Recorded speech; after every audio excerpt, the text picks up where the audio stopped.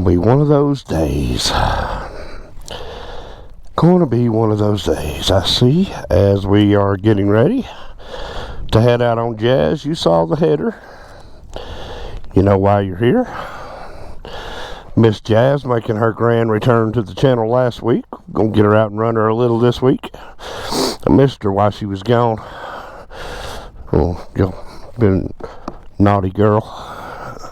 But let's dive into it. Welcome to Rolling with T-Bone presents the cryptids of North America. I hope you enjoy.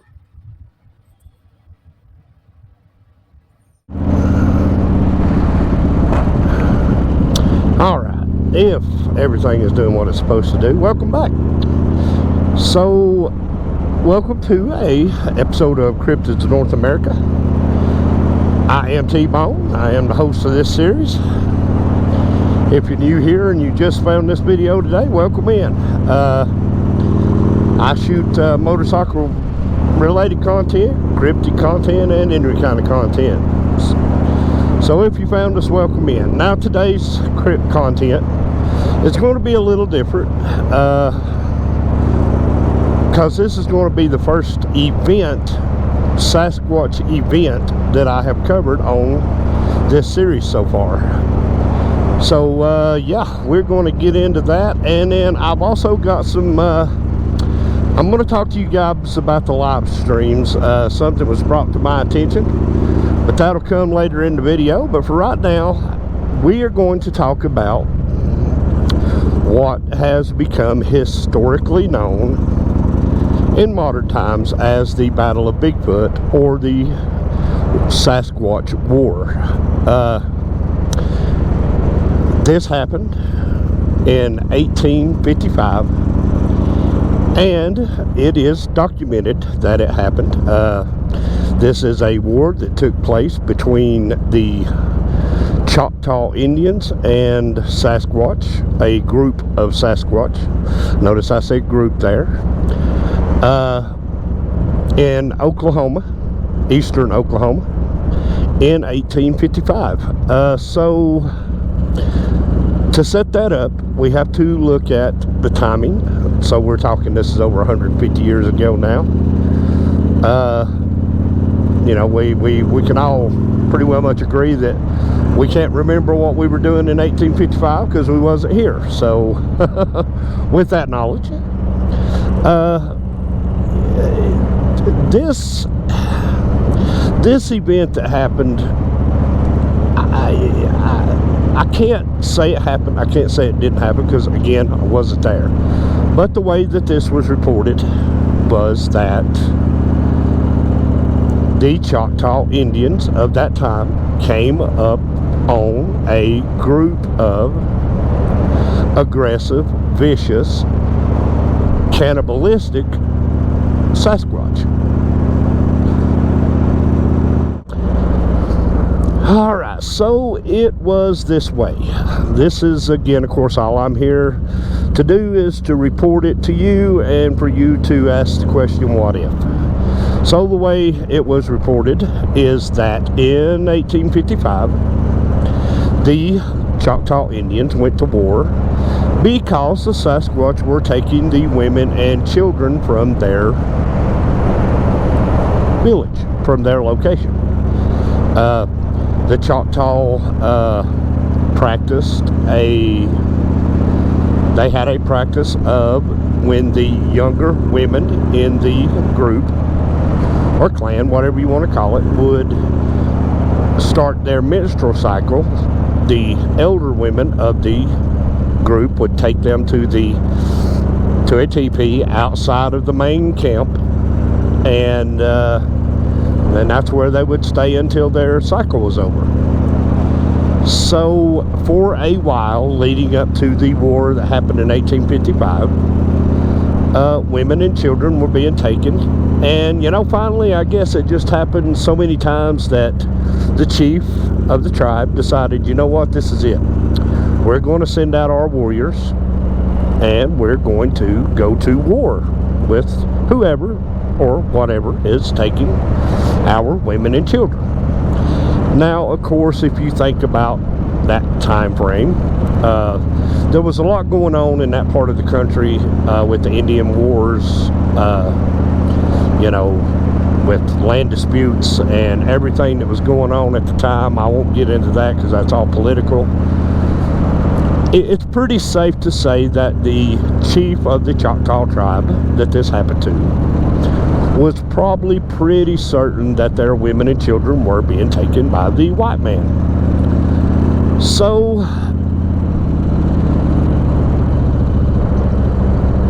the braves that went out to track down who was doing this ended up tracking these kidnappers, for the lack of a better word, to their to a location where they were pretty certain this was where they lived. This is where at least their base of operations was. And of course it was in a big pine grove. So as they approached the pine grove, meaning the warriors, it became pretty evident pretty fast that they weren't dealing with the white man. The description was 7 to 8 foot tall cryptids, what we call Sasquatch, and they were a clan of them, a group of them. And according to the reports, it was reported back that there were skulls and body parts and bones strewn all over this area, where apparently this group of Sasquatch had been taking these victims to kill them and eat them. Cannibalistic. What we would call cannibalism. Only a few of the braves survived the war. According to what history shows and the research shows, there was only just a couple of the Sasquatch killed. Now you can get into a real deep rabbit hole when you start asking the questions, okay, well, where's the bones? Where did they bury the bodies? Where's the proof? This happened in 1855, so a lot of it, what we're going on today in discussing this, is stuff that had been passed down through the stories, the folklore, so on and so forth. So assuming that everything went the way it was supposed to, the war actually ended with no more women and children being taken.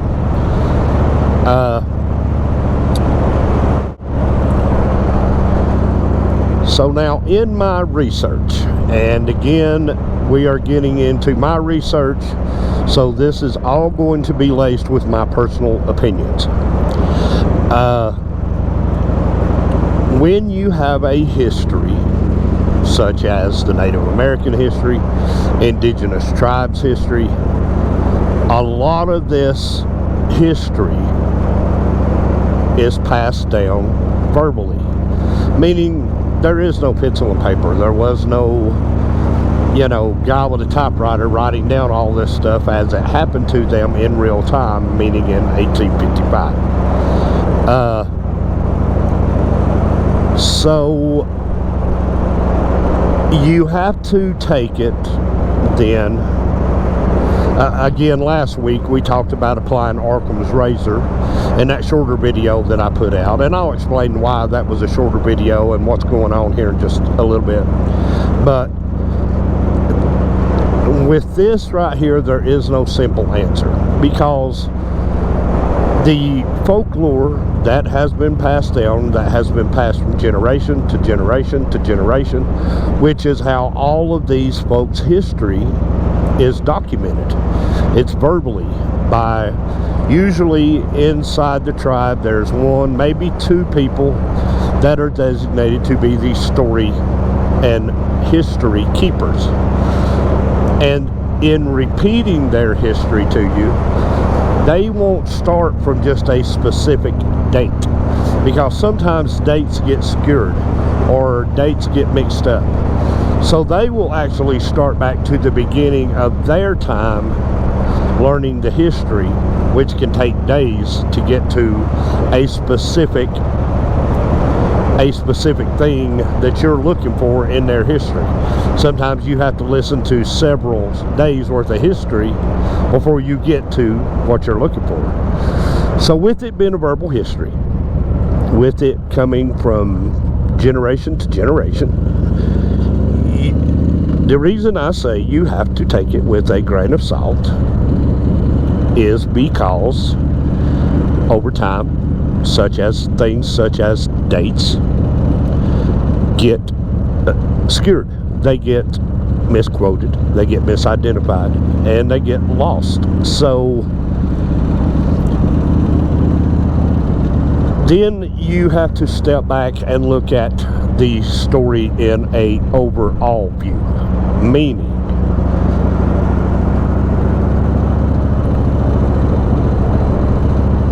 looking at this event. Obviously something happened because it is documented that it happened.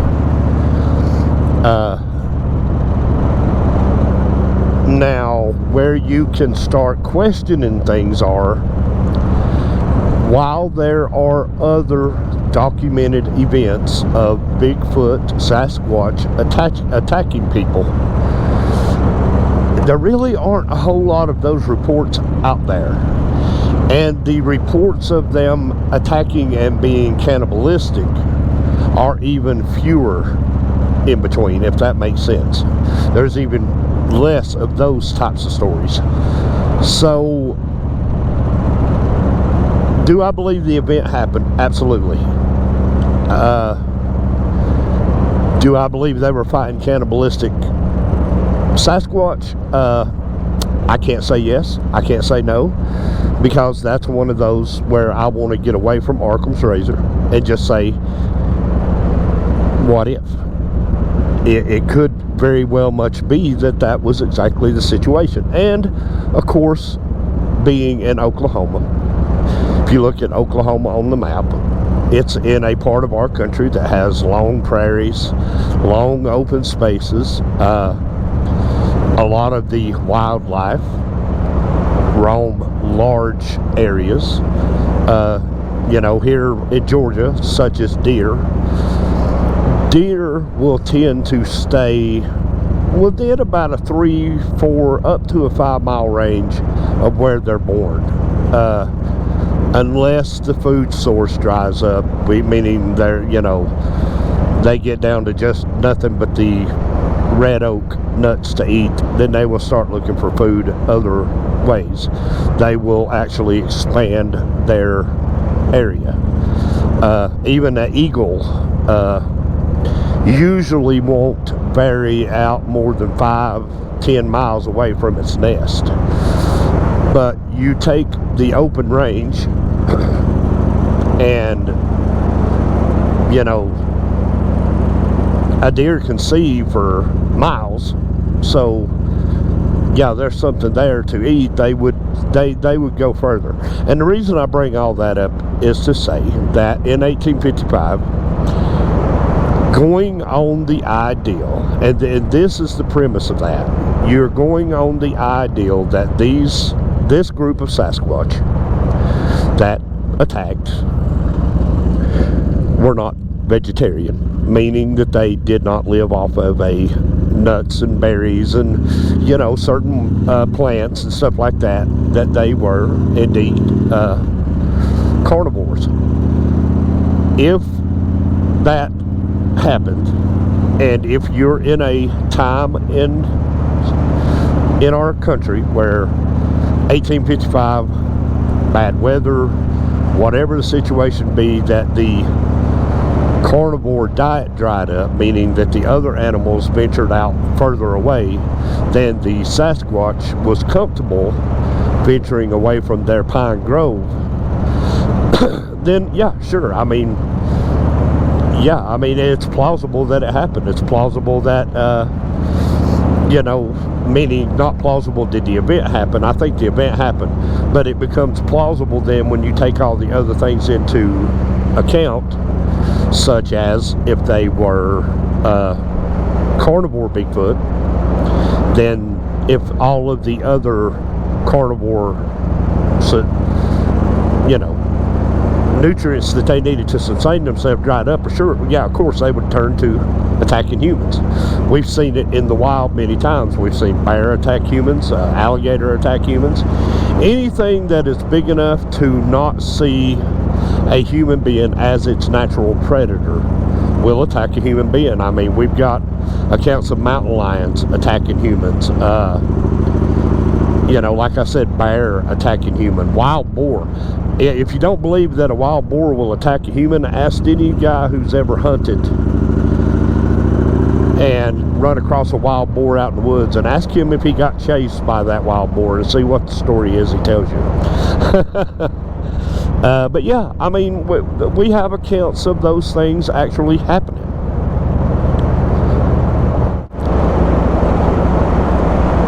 Alright guys, but anyway, yeah, I mean, we have, I hope the audio's coming in. I really do. If not, I pretty well much know where my train of thought is. If I start missing anything, I'll just voice over, but I think hopefully we're okay. But anyway, yeah, man, that's, you know, we have those you know, reports of people being attacked by bear, whether it be grizzly, black bear, up in Alaska, polar bear will attack you if you get too close. Actually, polar bear is the most aggressive bear on this continent. So, you know, could it be within the realm of possibility that a food source dried up and that the Sasquatch then turned to attacking humans? Absolutely. That is very much in the realm of possibility. But yeah, guys, I just wanted to, like I said, that's the first time on this channel that I've covered an event, and this was a documented event. You can find it on YouTube if you are inclined to go and search it up for yourself and do your own research, which I hope. Listen guys, I'm glad that you guys are enjoying this content, but I really, you know, and I'm glad that you're showing up here for me, but I really want you to find your own excitement in these things that I'm talking about. And like I said, this is all over YouTube. It's called the Bigfoot War of 1855. You can find several videos on it.